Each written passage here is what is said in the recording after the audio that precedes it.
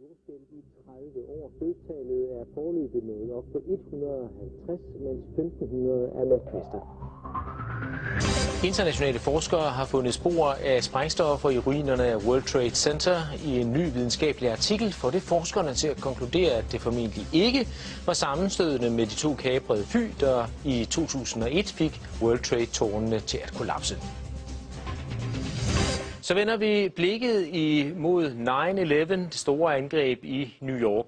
Det var nemlig formentlig ikke sammenstødet med de to kaprede fly, der i 2001 fik de to tvillingetårne til at kollapse. Det konkluderer i hvert fald en netop offentliggjort videnskabelig artikel. Internationale forskere har gjort fund af sprængstoffet nanotermit i ruinerne af de sammenstyrtede tårne, og sprængstoffet kan ikke stamme fra de to fly. Tværtimod tyder undersøgelserne på, at det formentlig i forvejen var anbragt i bygningerne, og der er altså tale om flere tons sprængstof. Niels Harrit, du har sammen med 8 andre forskere lavet den her artikel, hvor I konkluderer, at det formentlig var stoffet nanotermit, som forårsaget sammenstyrtningerne af de her bygninger. Hvad er nanotermit for en størrelse? Vi har fundet nanotermit i støvet fra sammenstyrtningen af World Trade Center. Vi siger ikke, at der kun blev brugt nanotermit. Men nanotermit, hvis jeg skal forklare, hvad det er, så den sidste del af ordet termit, det er en gammel opfindelse faktisk fra 1893, som er en blanding af aluminium og pulveriseret rust, som hvis det reagerer med hinanden, udvikler en enorm varme. Der dannes i reaktionen jern, som er 2500 grader varmt, og det kan man bruge til at svejse med, det har man gjort, det er meget nyttigt. Men det kan også bruges til at smelte andet jern. Men i nanoteknologien, der bliver alting meget mindre. Så de her to pulver, som man lavede i 1893, er nu om dagen nogle bitte små partikler, som er blandet umådeligt godt med hinanden.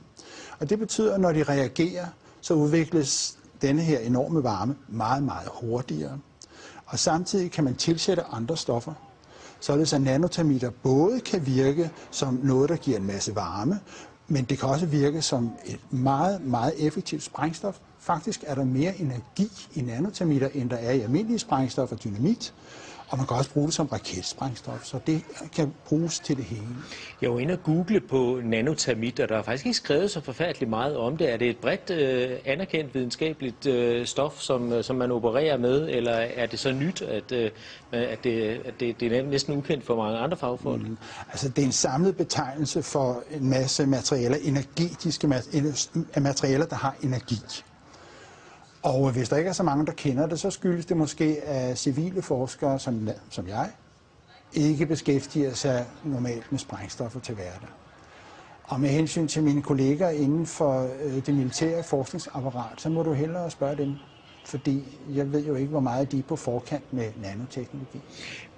Men altså, I har fundet det her stof i World Trade Center, og hvorfor mener I, at det har fået bygningerne til at kollapse? Ja, det er jo sprængstof, og hvorfor skulle det ellers være der? Men det er varmeudviklingen, I mener, der simpelthen har smeltet stålkonstruktionerne, som jo ellers skulle kunne holde bygningerne oppe, at det er i virkeligheden det, der har fået bygningerne til at kollapse som korthus? Ja, hvis jeg skal svare på det helt præcist, så ved vi det ikke endnu. Fordi det materiale, vi har fundet, har mulighed for både at fungere som sprængstof, som altså direkte slår tingene over, og det har mulighed for at smelte stålet. Sandsynligvis er der brugt begge slags. Altså det er min egen opfattelse af det, at der er en lang periode inden tårnene styrter sammen, hvor det for eksempel vælter med smeltet metal ud af det sydlige tårn flere minutter inden. Og det er et tegn på, at der er en proces inden selve sammenstyrtning, hvor man har svækket hele strukturen. Og så kommer der mere konventionelle, regulære sprængstoffer ind til de der. Selve sammenstyrtningssekvensen skal være enormt godt synkroniseret. Altså det er jo en hel række sprængninger, som man kan se hele vejen ned, når tårnene styrter sammen. Hvor store mængder taler man om? Hvor meget skal der til? Det er meget, fordi der var 3 skyskraber. Skal vi lige få det ind? Der var 3 skyskraber, men der var 2 flyvemaskiner. Og vi har jo selvfølgelig en nogenlunde fornemmelse af, hvor meget støv, der er blevet dannet.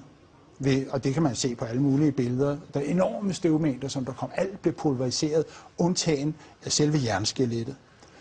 Og vi ved nogenlunde, hvor meget rester vi har fundet af ureageret termit. Det er the loaded gun, det her. Det er ikke det, der er blevet brugt. Det er det, der på en eller anden grund ikke har reageret. Og så, vi snakker om tons, vi snakker om over 10 tons, måske 100 tons. 10 tons, 100 tons i 3 bygninger? Ja. Og vi taler altså ikke om materiale, som normalt indgår i bygninger af skyskraber? Nej. Det er super avanceret materiale, det her.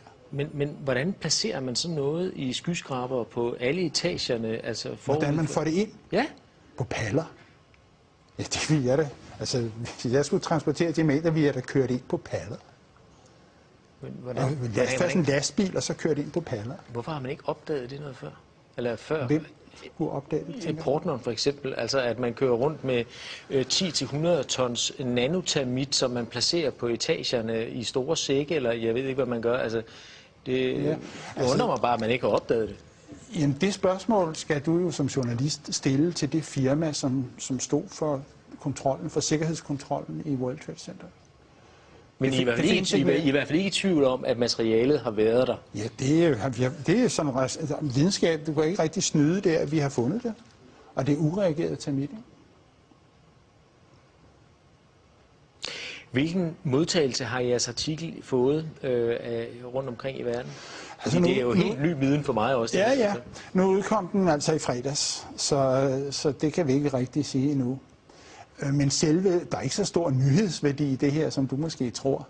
Fordi at de 3 skyskrabere blev revet ned, det er der 100.000 vis af mennesker over hele verden, der ved. Fordi det har været krystalklart længe af mange andre grunde, end jeg kommer med her. Det her, det er kun det sidste søm i kisten. Altså, fordi, som sagt, det er ikke the smoking gun, det her, det er the loaded gun. Og antallet af mennesker, som indser, at World Trade Center bliver revet ned, de vokser med tusindvis om dagen. Det er ikke noget, du bare sådan kan stoppe, så det skal nok komme. Hvordan kan det være, at man ikke har opdaget, at der har været nanotermit i bygningerne tidligere? Altså, vi har jo snart 10 års jubilæum på terrorangrebet, og det kan jo egentlig undre, at man ikke har fundet det tidligere.